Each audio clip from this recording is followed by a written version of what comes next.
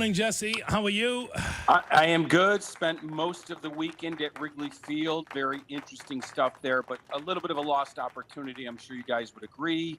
It's the Marlins. There aren't many teams that are down there at the bottom where you know you can sweep or win 3 or 4. The Marlins are one of them, of course, the White Sox. So now you have 16 in a row against pretty good teams. So you kind of lost an opportunity in only splitting. Where do you want to start? The split is bad, Cap. You're better than that now. Yeah, with the Marlins. Jesse, the split sucked. That was awful. And the fact that they left this bullpen decrepit like they did last year is unconscionable. Those that fail to follow history are doomed to repeat it. And they absolutely are doing an ass backwards job about fixing this bullpen that stinks. And now they have to fix it on the fly. Adbert Alzolay went from the closer one day blowing a save to the 8th inning or whatever it was yesterday, trailing. So, it's not even he's the setup man. Now they're trying to fix him in a losing situation, and maybe they will. Why don't we start there? Because I talked to Alzolay yesterday before the game. He was accountable and all that stuff, which is good. But just like Kyle Hendricks, he's searching for answers. I mean, he's given up 4 home runs, blown 4 saves. So I asked him directly, is it just 4 bad pitches or what's going on? You can see it the way that it's been 4 bad pitches, which is, in my personal opinion, I think it's only been 1 bad pitches.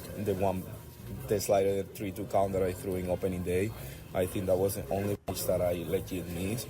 Other than that, has been pitches that has been like in the edge or like away.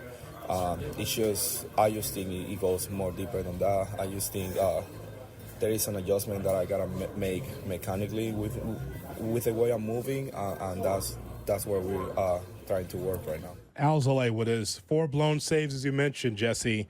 That's bad, especially we haven't got to May 1st yet. Hoodie's right. We should be 17-5 if he did his freaking job. Yeah, or Fair. maybe if you blow 1 save, if you blow 1 save a month, you're having a great season. But he's blown 4, and we're not even at a month. And you heard him about his mechanics. It's really about his slider, which was such a good pitch to go along with his fastball in the past. It's just not sliding right now. It's not moving the way it should. And they're teeing off. And it's been all 1-run games, so he hasn't had any cushion, but that's your job, right? So he's now demoted, at least for the moment, and they're going to figure out what to do. Hector Neris pitched the 9th in the doubleheader Saturday night. They didn't need a closer yesterday. I still think it's probably Leiter or Neris to get it. The Leiter is their best guy when there's men on base earlier in games. So, whatever you take away from in the 7th or 8th, right, you put in the 9th, now you have a hole in that 7th or 8th, but maybe Alzolay will be better there. But it's not great. It's not great. And, you were, like you said, that's 3 or 4 more wins you could have had just asking a guy to do his job, pitch 1 inning, and it hasn't worked. Jesse Rogers, let me reset. Jesse Rogers with us here on Kap and J-Hood. I keep hearing from people, well, nobody makes trades in April. Let me just tell you something, Jesse, and I've got the Chicago Sun-Times right in front of me. It doesn't mean .com. He's got the broadsheet. He's got the newspaper in front of him. Yeah. I got the Sun-Times hard copy right here, okay? Chicago White Sox, 3-18. Okay. Houston, 7-16. Colorado, 5-17. Miami, 6-17. You're telling me there's not one team in there, we've got this vaunted farm system, that wouldn't trade you a freaking reliever? I'm not telling you that. No, I'm not telling you that. I don't think Houston would because they probably think they can get back in it. But you're right. Okay. Those teams that are – we're in an era where when you're bad, you're really bad. And you're right. There's no reason for some of those teams to wait. I do think that, Jed, if he was on with you right now, would say, well, it would be an overpay in April because it's you're paying for the whole season, not just half a season. There'd be probably some excuses and stuff, but you can make those phone calls. I don't disagree with you. I'm not sure Kopech's the answer because he's not proven. You could be trading for a guy that you're trying to figure out as well. So I'd rather have someone a little bit more proven. But I do not disagree with you. You can make those calls. Let's put it this way. If they had a major injury right now, a major injury where they lost a starter for the season or reliever for the season, I think they probably would make a call because that's how you replace a guy if you lose someone that early in the year. So this is almost similar. If you're having ineffective pitching, why not make that phone call? I'm on your side. It's not the easiest thing to do, but it's not impossible. Jesse, one of the questions that we had this week was trying to figure out what's happening with Kyle Hendricks. Kyle Hendricks, 4 innings pitched, 6 hits, 4 runs, and 5 strikeouts, has not won a ball game that last game against the Marlins. So what happens with Kyle Hendricks now? Do you expect him to make his next start? I do, unless they come up with some fake injury or something like that. I do, because at least it was better. It was better. Now, he could only go up, right? It can't be worse. It could have been the same. It wasn't the same. It was a little bit better. He had a couple easy innings. His one bad inning, he gave up 2 hits that were good hitting moments by the hitters. Like they hit pitches off the plate, okay? But then after that, he compounded it with some bad pitches, and he gave up the 3rd longest home run in baseball to Jesus Sanchez earlier in the game. So it's like he gets some bad luck and then combines it with some terrible pitching. But at least it was better. The 1st and 3rd innings were really good. The 2nd was okay. The 4th was not. So I do think as long as he's moving in the right direction, they're going to let him try to figure it out. But it can't go too long, right? I mean, he's got to figure it out soon. So I never thought it would happen overnight. When you're that bad, you don't go from really bad to really good overnight. So it's baby steps. And to interrupt that progress would probably be a mistake. But he's got to continue to go in the right direction, J-Hood. So I think he makes the next start, but it better be better than this one. Arrieta. That's kind of my feeling. Pardon me. Did you call him Arrieta? No, go ahead. I'm sorry. Wow. Cough. Wow. So, Jess, what about this? Justin Steele's going to throw. He threw a very sweaty bullpen where he got into it and came out of it very well. So he's going to go down to Arizona, get in the heat, and it's 95 degrees there. He is going to throw in extended spring on Friday. If that goes well, there's a chance he skips the rehab assignment, maybe makes one, and he's back in the rotation. What if you took Ben Brown and made him your closer? It wouldn't be impossible, not with his stuff. I mean, he's a fastball, curveball guy. I mean, he only has 2 pitches. It's all you need is a closer. No, that's what I'm saying. Like, he fits the profile for a closer. So I do not disagree with that possibility. Now, I still think Leiter's demeanor is better. You know, you talk to guys, the 9th inning is different. But maybe he's, so young, young and dumb, thinking that he could go do it. I mean, it's mostly about stuff, but you also need a certain experience sometimes for the 9th. I'm not saying he can't do it. I probably would trust Leiter a little bit more, or maybe even Neris. But the stuff is so isn't good. Even close, Jess. Come on now. The stuff is so good. You could try it. You are pathetic, Cap. Why? You're absolutely pathetic. You're the Chicago Cubs, piecemealing the closer together. You want a closer? Go find one. Stop! Don't do that to that kid. Go find a closer that can do it. Something that's proven. Whoa. This whole piecemealing the thing together. I'm not piecemealing. I'm giving him the job. No. Kid, go get it. No. You don't do that, Cap. Not in real teams. You want to do it at the White Sox, that's fine. When Tampa went to the World Series, they closed with David Price, a rookie. Yeah. Who they brought up in like August. Yeah, spin some more old yarns. I'm talking about 2024. That you're better than that. Well, okay. Of the teams I just gave you, there you go. None of them that are up the track, with the exception of Houston, and they probably would like to undo the Hader deal. He hasn't pitched very well. Those other teams, they're not lockdown closers that I see there that you go, oh, there. So there is no closer available. But I got a guy on my staff who he's a rookie, but he throws 99 miles an hour with a filthy yacker. I might be able to use him because Steele's coming back. He's never had that kind of energy before, that kind of, again, that is a different animal when you're at the end of games. Are you, Jesse, is he trying to knit a quilt, or is he trying to put a ball club together? It is ridiculous. A different animal. It is a different animal at the end of games. I'll also give you another reason, Cap. I think they like that he can pitch multi-innings because he is a starter by trade. Mm-hmm. So I think there's a lot that goes in that may not fit for him.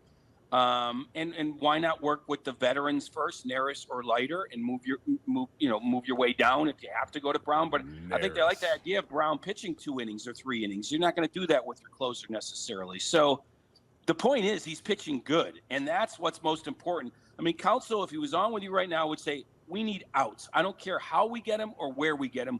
We need outs. So let's just see how this thing plays out. But if everyone's healthy and maybe Hendricks is moving in the right direction. Man, they've got some good arms to deal with, and maybe you move Hendricks to the side. Maybe you put him in the bullpen as a long man, because I don't think they want to release him. Not if he's healthy. You want inventory. But let's see how it all plays out. It's a good thing to have that many healthy pitchers. Let's put it that way. More with Jesse coming up next, Dan. Any Sox news? We'll find out next on Kap and J-Hood. We turn now to Jesse Rogers. Jesse, one question. Any Sox news? Well, they're last in runs scored. They're second to last in runs given up. They're tied for fifth most errors in the league, and the top 5 teams are bunched anyway. So, I mean, nothing's going right. They can't execute a rundown. And when they play teams like the Phillies, there's going to be long weekends. I mean, once in a while, you might get a good team having a letdown or coming off a road trip or something. But all things being equal, these good teams are going to see the White Sox come to town, and it's going to be brutal. And you saw them get no hit through 6 innings, I think twice, right? Friday and Saturday. No. The 6th and then 7. Yeah, it was into the 8th on Saturday. Yeah. So there's just no end in sight to all of this. There really isn't. Nestrini's second start, not as good as the first one. I think they'll probably bring up Drew Thorpe, the guy they got for Cease soon, and you'll see maybe Nestrini, Cannon, and Thorpe get a whole bunch of starts this year, and that's kind of going to be the only thing to really watch. If this young staff somehow advances throughout the year, that'll be somewhat of a positive. Everything else, though, is a negative. From people that you talk to around the league, what do they say about the White Sox? I'm sure that someone say, hey, you're based out of Chicago. Boy, those White Sox, woof. You got to be hearing something, right? Yeah, I mean, I told the story of being in the Reds locker room, right, where they were like, ooh, what is going on over there? Candelario felt like he dodged a bullet because they were interested in him if they had traded Moncada. But that's the feeling around the league. Wow. Like, whoa, what is going on? The one thing is, in some ways, I mean, right now, last year it was even worse in some ways. Just hear me out, because it wasn't by design. This is by design. You don't turn over your entire pitching staff and 2 catchers and think you're going to be respectable. So now, if they lose 120, that's not by design. But losing was by design this year. Losing wasn't by design last year. So you just, whether it's 110 or 115 or 120, it's all in the same boat, right? And so I guess that's what other people are saying. Like, what did you expect when you have a brand new pitching staff and now 3 guys, get hurt in terms of the position player? So that's kind of what I'm hearing around. Yeah, it's bad, but we kind of expected this. Do you expect him, Chris Getz, to be aggressive in moving out players? I know he can't move Moncada. I know he's not moving Eloy, but is there anything he can do? I mean, I think and by the way, himself. Gryfall, does he have a for sale sign on the house yet? Because he can't survive. Yeah, right. I some reason I do think he'll survive the year. I just do. Although it's so embarrassing already. They're not playing clean. That was the big thing. He was going to, play better defense, play cleaner. They're not. So maybe Jerry just can't stand the look of this thing anymore, and he gets someone else like Tony. But funny guy. Cough. But I to survive the year. It's going to be bad. Yeah, Belichick might be better than Grifol. So I think he probably survives the year, but I don't know for sure. So, yes, if Kopech develops, then, yeah, you could trade him. There's not a lot of other things, people to trade, maybe a reliever or 2. Who knows? Chris Flexen finds his game. I don't know, Cap. There's not a lot left. Oh, my God. But he will rip off the Band-Aid come July with anyone that's playing well. I would say, by the way, on the Cubs side of the ledger, that I know that your concern is with the closer and splitting against a woe-begone Marlins team. However, I will say this, 10 runs in the last 3 games is not good enough either for this offense. Agreed. Well, remember, Ian Happ's out. Suzuki's out. So you start to feel a little bit. Morel is struggling big time. I wouldn't be surprised if they moved him down, because I was watching that game yesterday. I was actually in the stands. It's like Cody Bellinger was in front of, batting in front of Morel, didn't get anything to hit because they're pitching around him to get to Morel, and he looked terrible the first couple of at-bats. Counsell says it's not as bad as it looks. He thinks the underlying numbers say better, but you need Bellinger to have pitches to hit, and he didn't get that early in yesterday's game. So there's a few guys struggling, J-Hood. There's a few guys out of the lineup. It's impacting a lot of things. Happ thinks he'll be back tomorrow. He's got a hamstring thing. Suzuki is still weeks away. So other than Nico Horner, he's as hot as anyone, 438 over his last 7 games. I mean, this guy, hand him the Gold Glove right now. He is playing great baseball. No reason he can't be an all-star, even if he doesn't have a lot of power. And you see what Suzuki means to this team. That's why I'm telling you, if he can get back here in a reasonable amount of time and keep it rolling, he's an MVP candidate. Not telling you he wins it, but he's one of those guys on the list. Yeah, he's one of those guys, if he has the year he's having, he'd get votes. And that's a start. He'd get votes. I mean, he's not top 3 or top 5. He's not Acuna or one, but he'd start to get votes. And that's what you want of a guy making the kind of money he is. So, yeah, you're right. The longer you play without him, you're going to miss him. And you're going to miss Hap. So, look, Canario comes up in a big spot. They bunt 2 guys over on Saturday. He comes up. All he has to do is get a fly ball, and he takes huge swings, and he strikes out. That's a learning experience. So when you lose guys, young guys are going to get a chance, and they're not always going to come through. So you're right. Wasn't a great weekend at the plate for the Cubs, after Friday especially. Jesse, as always, we appreciate the time. Thank you very much. You got it, boys. Have a great week. Enjoy the draft. Talk to you soon. Love you, Jess.